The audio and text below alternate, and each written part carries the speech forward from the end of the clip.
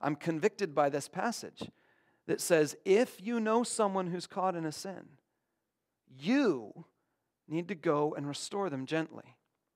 But of course, there's a warning here. He says, you who are spiritual, you who are willing to let God control your life. I got to ask you this question. Are you mature enough to help someone else get out of their muck? Do you want to know the answer?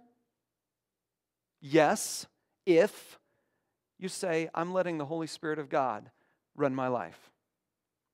Okay, let's move on because, see, working to free those who are caught in sin is only the first thing. Paul's got 4 more here he's going to list for us. And so let's read verse 2 now. He says, carry each other's burdens, and in this way you will fulfill the law of Christ. If anyone thinks he's something when he's nothing, he deceives himself. Each one should test his own actions. Then he can take pride in himself without comparing himself to somebody else, for each one should carry his own load. But back up there in verse 2, it said, carry each other's burdens, and in this way you will fulfill the law of Christ. You know, I think one of the reasons I don't like doing verse 1 is because I also don't like doing verse 2. I don't really like restoring someone else who screwed up their life because of a sinful pattern of behavior, because I don't want that burden on me. I don't want to feel like I'm emotionally wrapped up in their crud. You know what I mean? I want to leave their crud on their shoulders, and I don't want to bring it over on mine. I don't want to carry that burden. But you know what? Some people who are carrying a burden, they can't handle it. They need someone else to come into their life and to help out. So here's point number 2 if you're writing it down. Work to free those who are burdened by life.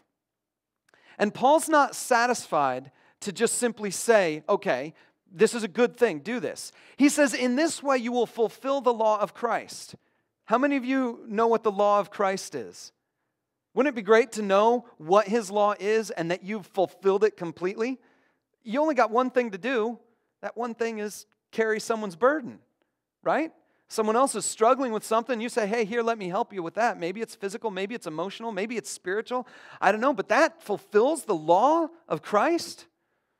Well, yeah, because just a few verses ago, Paul said, it's written on your sheet here, Galatians 5:14, the entire law is summed up in a single command, love your neighbor as yourself.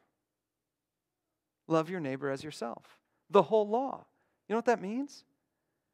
That means if you're not willing to carry someone's burden, you're not loving them.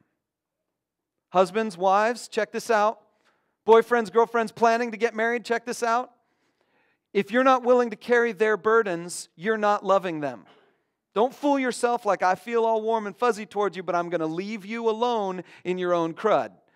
No, if you're not willing to carry their burdens, help them out, realize when they're down, you need to lift them up, that's not love.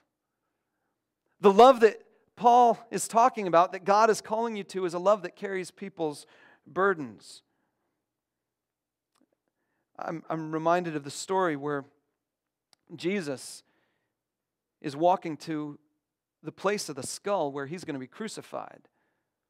And he's carrying a cross. And he falls multiple times. And the soldiers find this guy in the audience, watching.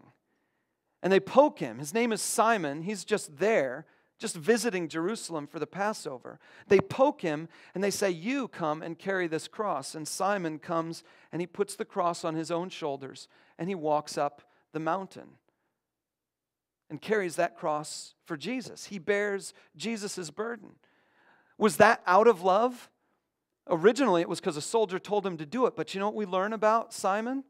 Church history tells us that Simon and his children became faithful followers of Jesus and were significant players in that church in Jerusalem. And in fact, his kids are even named in the New Testament as being faithful followers of Jesus.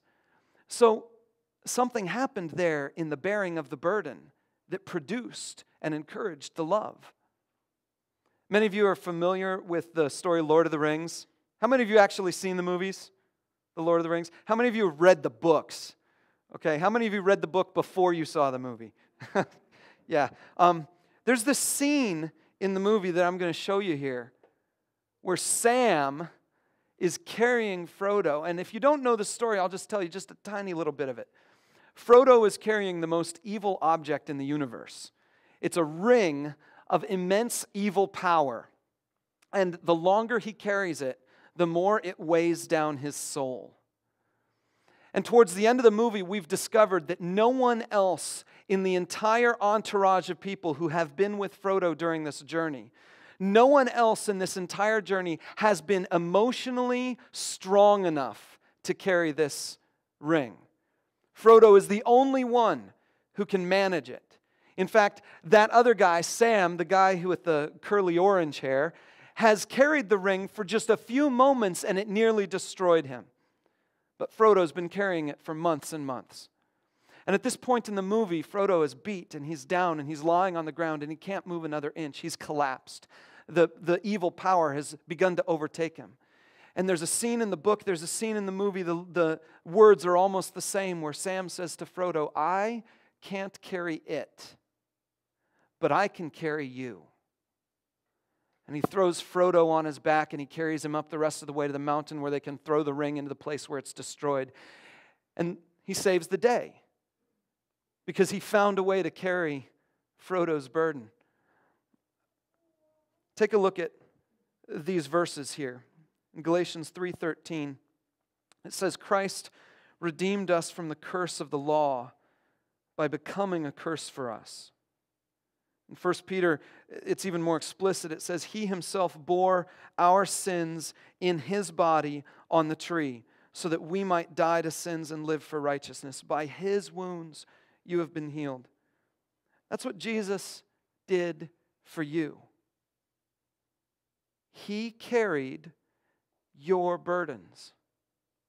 Simon carried his cross, but when Jesus was nailed to the cross, all of your burdens were put on Him. And He carried them. Now, the reason this is so important is that if Jesus did all of that for us, we need to be willing to do that for other people too. I'm going to give you a cop-out here. This is a warning and kind of a cop-out, but it's also a wise limitation for you, okay? So write this down. It's not a blank. It's not going to be anything like fill in the blanks or something, but just jot this down. Here's your warning. You can't carry everybody's every burden. Now, I know some of you in here, you're like real generous souls.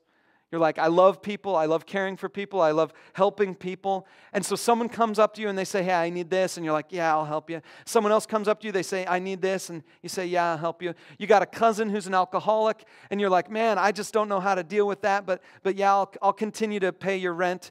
And you got this other person who's just not doing anything with their own life, and you continue to provide for them in some type of way. And you've surrounded yourself with tons of people, and you go to bed at night exhausted, not because of your own work, but because of all the stuff that other people are piling on you. And I'm telling you, that's not carrying burdens. That's called codependency. That's saying I'm relying on other people to tell me they need me because that makes me feel better. Carrying other people's burdens is completely different. You can't bear every burden of every person, but there's someone, maybe your neighbor, who's sick and needs help mowing their lawn. Maybe your cousin who's an alcoholic and needs a little intervention of some kind. That's a burden that you can carry. One final thing I'm going to say about this. It's just important to me, and so I wanted to share this with you. There is a way for you to bear someone's burdens and still remain free. Now, this is really key.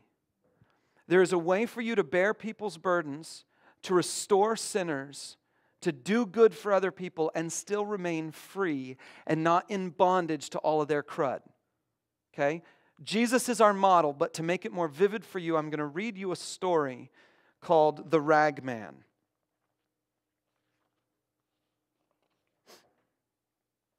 Even before the dawn, one Friday morning, I noticed a young man, handsome and strong, walking the alleys of our city. He was pulling an old cart filled with clothes, both bright and new, and he was calling in a clear tenor voice, "Rags!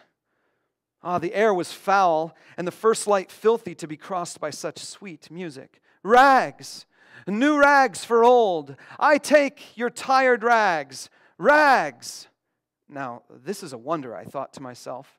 For the man stood 6'4", and his arms were like tree limbs, hard and muscular, and his eyes flashed intelligence. Could he find no better job than this, to be a rag man in the inner city? I followed him. My curiosity drove me, and I was not disappointed. Soon the ragman saw a woman sitting on her back porch. She was sobbing into a handkerchief, sighing and shedding 1,000 tears. Her knees and elbows made a sad X. Her shoulders shook. Her heart was breaking.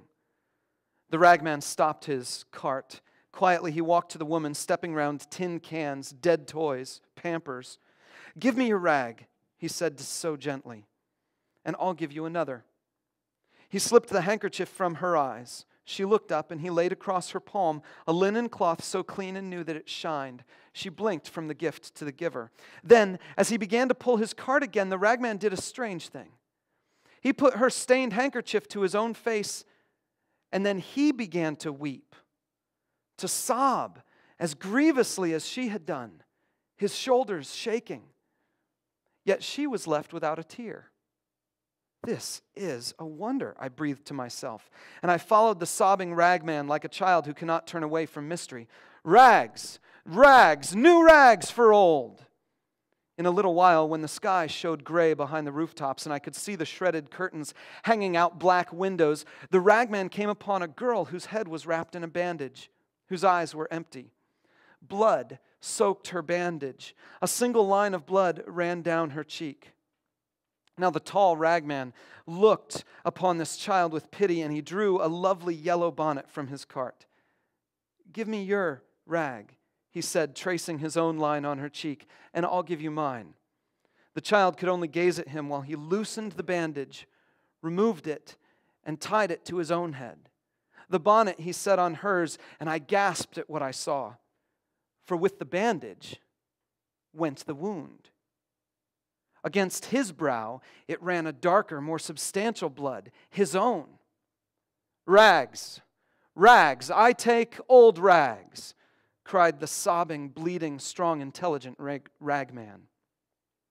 The sun hurt both the sky now and my eyes.